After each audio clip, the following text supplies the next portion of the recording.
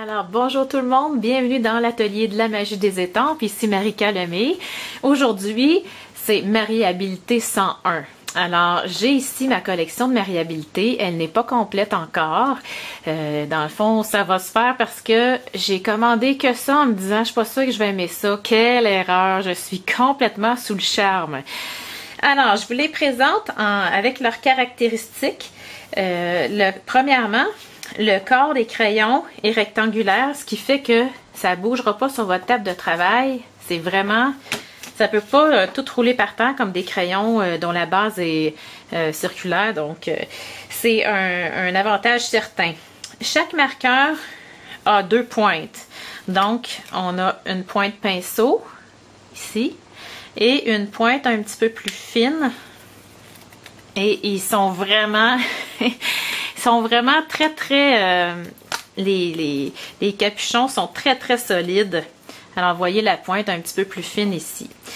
Quand vous allez les fermer, c'est comme bien important de bien aligner parce que c'est un petit peu rectangulaire. Donc, pour ne pas abîmer votre pointe, là, allez-y doucement en ligne droite. Sinon, ben, si vous n'êtes pas certaine, vous glissez sur votre table et vous allez. Il faut vraiment entendre clic pour qu'il soit vraiment bien fermé. Alors, Stampin' Up va offrir 12 couleurs. Et si on calcule, ça c'est une couleur ici. C'est Narcisse Délice. Ça c'est Tarte au potiron, Cerise Carmin, Vert Olive, etc. Donc, chacune des couleurs a, comme ici c'est très évident, on a notre Tarte au potiron, mais on a une nuance plus foncée et une plus pâle. OK? Donc, ça vous permet d'avoir des très belles nuances sur vos projets. Ce que j'ai oublié de vous mentionner, il y a des petits points ici, c'est des petites grippes pour aller accrocher quand on va les ouvrir, qu'on ne glisse pas. C'est un autre avantage. Et l'avantage majeur, c'est que c'est aussi assorti avec tous nos produits Stampin' Up, donc les cartons, les accessoires. Vous n'aurez pas de casse-tête comme si vous achetiez, par exemple, une collection de marqueurs à base d'alcool qui ne va pas du tout avec vos produits Stampin' Up, donc vous n'aurez pas à vous casser la tête. Alors, je viens de le dire, ils sont à base d'alcool. Donc, contrairement aux marqueurs Stampin' Right que vous connaissez déjà, ceux-ci sont à base d'alcool. Et comme c'est à base d'alcool, ça permet un mélange de couleurs sans obtenir des lignes. C'est comme avec un effet fondu qui est très réel. Vous le savez, hein, on a tous fait ça à l'école, colorier des pages de coloriage au feutre. On voit plein de lignes. Ça, c'est des feutres à l'eau. Ça n'arrive pas avec des marqueurs à base d'alcool comme ça. Un autre avantage certain, c'est qu'ils s'utilisent préférablement avec du papier murmure blanc ou très vanille. Nos papiers de Stampin' Up sont très soyeux et c'est vraiment les papiers idéaux pour utiliser avec nos marqueurs ici. Donc, pas besoin de papier pour aquarelle, d'aqua painter, de crayon estompe. Tout se fait avec ce que vous avez. Vous pouvez déjà choisir en partant, je sais pas moi, 3 couleurs puis dire ben je vais faire des fleurs avec ça, j'ai ce qu'il faut pour faire mes cœurs, je peux faire mon feuillage, tout ça. Vous n'êtes pas obligé de vous procurer toute la gamme complète. Donc, une autre chose aussi, ils durent longtemps et ils sont bien juteux. Ça veut dire que même des fois, vous allez les ouvrir puis ils peuvent voler des petites gouttes. Je vais vous montrer tantôt, là. Ils sont vraiment juteux. Quand ils ont plus d'encre, on les remplace tout simplement. On ne se casse pas la tête à les réancrer. OK? Donc, ils se vendent vraiment un paquet de 3 ensemble. Donc, c'est une couleur à la fois. Une couleur, 3 nuances. D'accord? Ensuite de ça, je vais vous donner des petits conseils. On les range à plat, tout comme nos marqueurs Stampin' Right, pour prolonger leur durée de vie. Donc, pas de crayon la tête en bas. Vous allez toujours avoir une pointe qui va comme déborder d'encre, puis l'autre qui va en manquer. Donc, on recommande vraiment que ça soit à plat. Pour vous aider, vous pouvez vous procurer, Stampin' Up vend nos boîtiers d'étampes qui ressemblent un petit peu à la grandeur, c'est des jeux d'étampes claires là, finalement, qu'on voit là-dedans. Ça se range très bien, donc vous pourriez avoir vos 3 ou 4 boîtiers empilés les uns par-dessus les autres. Et aussi, c'est bien important de faire attention, comme j'ai dit tantôt, quand vous les fermez, d'entendre vraiment le clic pour être certaine qu'il soit bien fermé. Parce que si vous ramassez avec un crayon que vous n'avez pas bien fermé, attendez un petit peu, là, j'ai de la crème sur les mains, ça ouvre pas super bien. Si vous le laissez pas bien fermé et qu'il sèche, bien, vous êtes obligé de racheter les 3, ce qui n'est pas très le fun. Donc, on entend clic, on les ferme bien. Ensuite, on a ici quelques couleurs, comme je vous ai dit. Il y a aussi les couleurs qu'on appelle carnation, qui sont pour la peau. Je m'en sers pour les cheveux ici, là. La peau. Et on a un nuanceur. Alors, le nuanceur, vous allez le voir, je vais tourner plein de vidéos, mais là, c'est une vidéo 101, donc je vous explique les bases.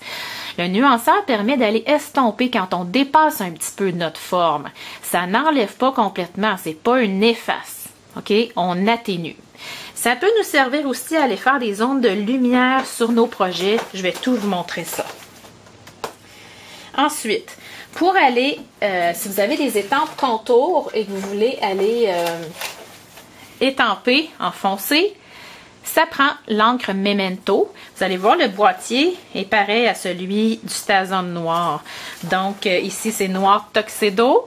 Et cette encre-là, au contact de l'encre à l'alcool, ne coulera pas. J'ai fait les tests avec la Stazon et oui, elle coule. Alors, ça vaut la peine de se procurer ça avec. Ensuite, il y a différentes façons de colorier. Je vais vous montrer tantôt la mienne, mais vous allez développer la vôtre et ce n'est vraiment pas sorcier. Alors, je vous montre avant de continuer. Je vais garder ça. Je vais mettre ça de côté. J'ai une carte à vous montrer.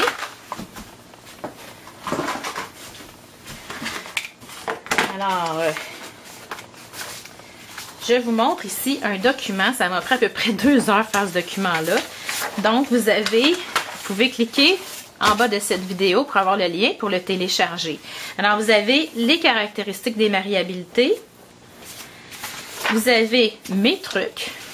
Ensuite de ça, les produits qui sont coordonnés. Tant qu'à avoir notre document mariabilité, je voulais tout mettre en même temps. Donc, c'est extrait du catalogue Stampin' Up, comme mentionné ici. Ensuite de ça, vous avez une charte de couleurs mariabilité. J'ai fait ça sur 2 pages. Ces 2 pages-là, je vous conseille de les imprimer sur du papier cartonné murmure blanc pour finir par vous constituer votre charte. Alors là, j'ai fait avec les couleurs que j'ai maintenant, mais ça va se remplir au fur et à mesure parce qu'aussitôt qu'elles vont sortir, je vais toutes les avoir, c'est pas compliqué.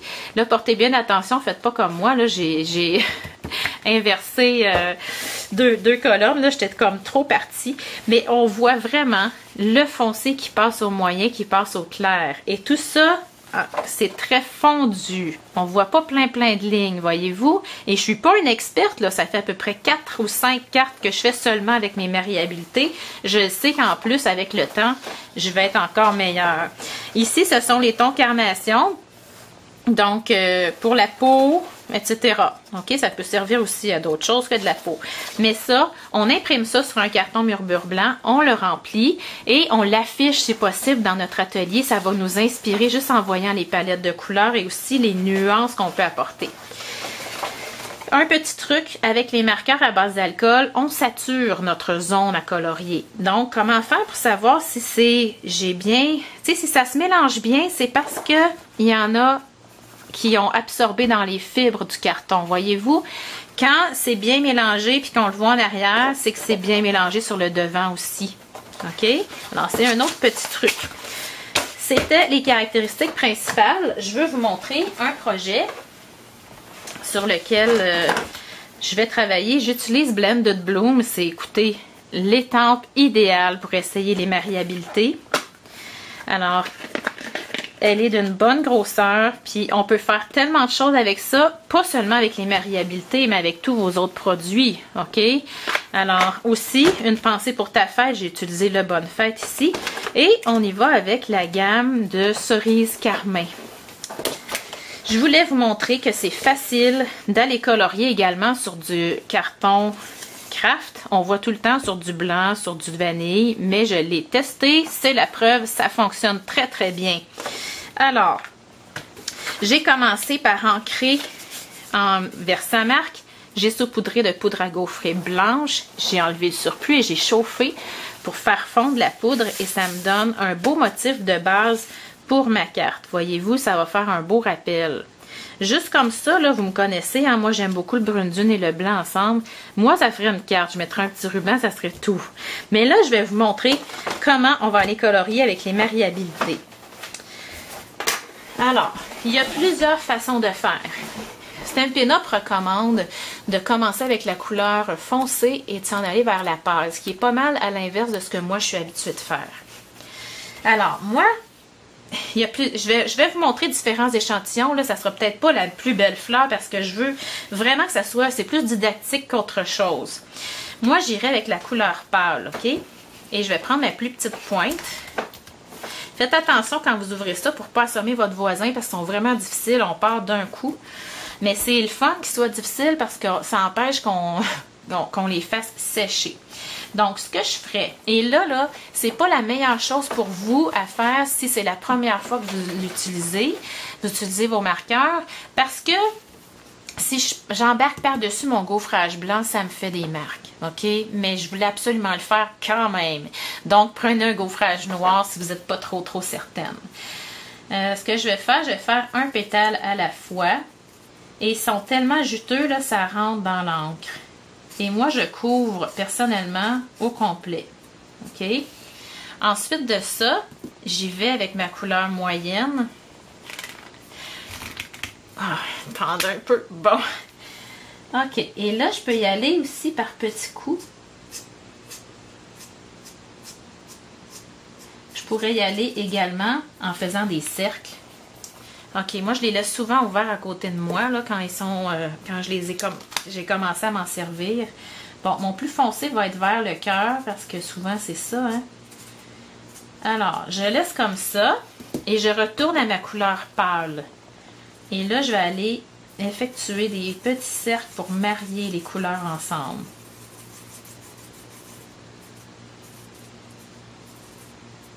Regardez ça. Je pourrais mélanger encore, là.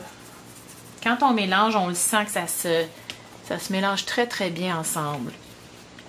Alors ça, je recommence encore pour vous montrer une autre fois.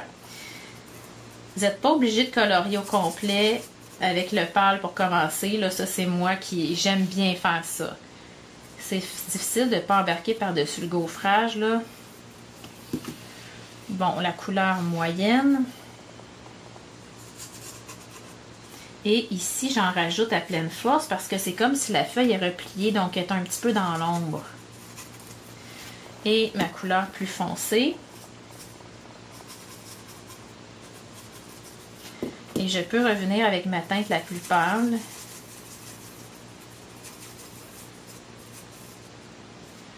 Voyez-vous, j'ai oublié.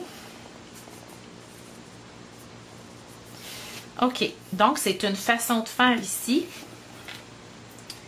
Bon, là, vous voyez, clair, on le voit dessus, là. Il ne faut pas les mélanger. Clair, médium, foncé. Et là, ce que je vais vous montrer, c'est que oui, si je dépasse sur mon gaufrage, j'efface.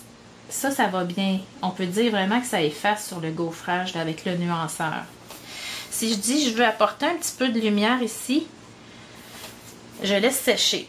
Parce que si j'y vais, je peux me retrouver à ce que ça ait pas mal pâli. Si je me ramasse avec de l'encre dessus sur ma pointe, j'ai juste à griffonner, ça va s'en aller. Là, je vous montre une autre façon de faire. Je vais partir du plus foncé, comme Stampin' Up nous le montre. Donc, je vais m'en aller ici dans l'autre coin.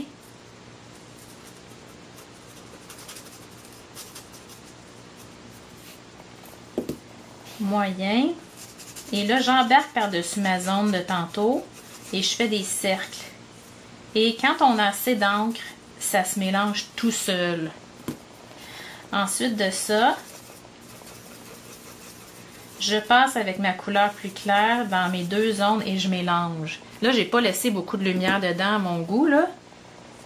Mais vous comprenez le principe. Donc, je le refais une dernière fois. Supposons ici, mon pétale, là, il est dans l'ombre de l'autre. Donc, c'est sûr que mon foncé va être là. Je peux passer aussi de la teinte. Il y a pour certaines couleurs qu'il n'y a pas beaucoup de différence entre la teinte la plus foncée et la plus la moyenne. Donc, on peut passer de la foncée à la plus pâle et c'est ce que je vais faire ici pour vous.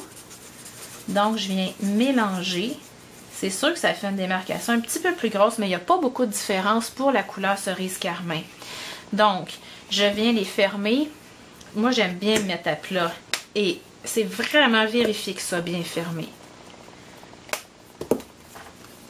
Je vais effacer un petit peu où j'ai dépassé sur mon gaufrage. Ça, c'est merveilleux, là. OK. Alors, vous voyez comment c'est pas plus compliqué que ça. Ce que je ferai ensuite, c'est certain que je vais finir de colorier ma fleur au complet. J'évite le centre. Et je veux vous montrer un petit truc qui peut paraître banal, mais je veux poser un bouton au centre. Donc, ça va beaucoup mieux, au lieu d'essayer de faire la boucle dans les airs puis que ça bouge, d'aller mettre mon point de colle et d'aller coller directement un coup que c'est enfilé et de faire la boucle un coup que c'est collé sur mon projet. OK? Un autre petit truc, c'est que ici, après avoir fini de la colorier, j'ai coupé en 4 parties égales. Et pour faire un petit peu de... Peut-être que vous le voyez, peut-être oui, vous le voyez. Pour que ça pop un petit peu plus, j'ai déposé un cercle murmure blanc avec ma perforatrice 2,5 ou prenez des framelits de cercle, peu importe, pour aller coller en arrière et faire vraiment ressortir un petit peu. C'est un plus. Et la couture au stylo gel.